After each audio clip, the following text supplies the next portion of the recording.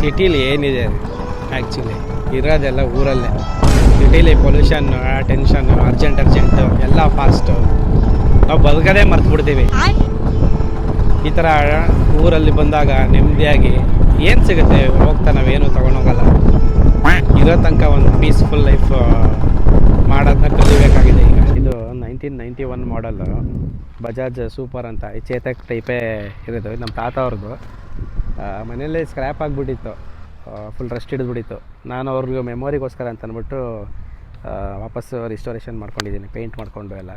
ಈ ಗಾಡಿ ಸ್ಪೆಷಾಲಿಟಿ ಏನು ಅಂತಂದರೆ ಇದಕ್ಕೆ ಕೀ ಇಲ್ಲ, ಜಸ್ಟ್ ಕಿಕ್ಕಲ್ಲಿ ಬ್ಯಾಟ್ರಿ ಇರಲ್ಲ, ಏನಿರಲ್ಲ, ಈಸಿ ಮೇಂಟೆನೆನ್ಸ್. ನೋಡಿ ಜಸ್ಟ್ ಒಂದು ಸ್ಮಾಲ್ ಕಿಕ್ಕಲ್ಲಿ ನೋಡಿದ್ರೆ ಎಷ್ಟು ಚೆನ್ನಾಗಿ ಸ್ಟಾರ್ಟ್ ಆಗುತ್ತೆ. ಇದರಲ್ಲಿ ಹೋಗ್ತಾ ಇದ್ದರೆ ಮಜಾನೇ ಬೇರೆ. ನೋಡಿ ಇಂಜಿನ್ ಸೌಂಡು ಎಷ್ಟು ಸಖತ್ತಾಗಿದೆ.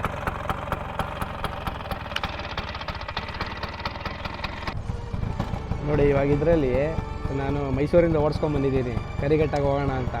ಈ ಕರಿಘಟ್ಟ ಹತ್ತುತ್ತಾ ಇಲ್ವಾ ಅಂತ ನೋಡೋಣ.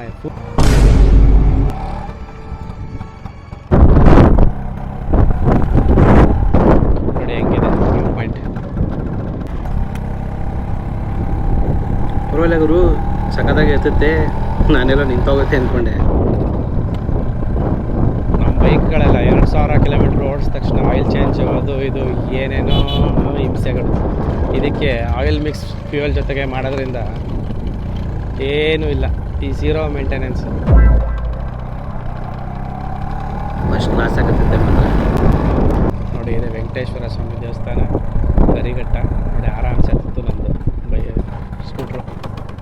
ನಮ್ಮ ಬೈಕೆ ಈಟಾದರೂ ಆಯ್ತದೆ ಒಂದೊಂದು ಸತಿ. ಹಳೆ ಗಾಡಿಗಳು ಸ್ಟ್ರೆಂತು ಜಾಸ್ತಿ.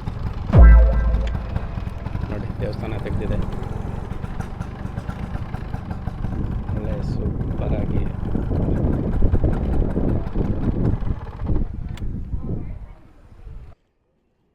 ಬಂದಾಯಿತು ಅಂತೂ ಇಂತೂ. ನಮ್ಮ ಹಳೆ ಸ್ಕೂಟ್ರಲ್ಲಿ ಕರಿಘಟ್ಟ ಹತ್ತಿಸಿದೆ. ಈಗ ವಾಪಸ್ ಇಳಿಸ್ಕೊಂಡು ಹೋಗ್ತೀನಿ.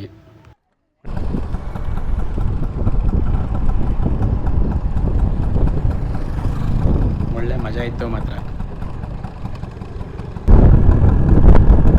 ನೋಡಿ ಎಷ್ಟು ಅದ್ಭುತವಾಗಿದೆ, ಮನಸ್ಸು ಹೀಲಾಗುತ್ತೆ ಈ ಥರ ಸೀನಿಕ್ ಪ್ಲೇಸಲ್ಲಿ ಬಂದರೆ. ಸೊ ಫೈನಲಿ ಕರಿಘಟ್ಟ ಹೋಗಿದ್ದು ಬಂದೆ. ಒಳ್ಳೆ ರೈಡ್ ಎಂಜಾಯ್ ಮಾಡಿ ಬಜಾಜ್ ಸ್ಕೂಟ್ರಲ್ಲಿ.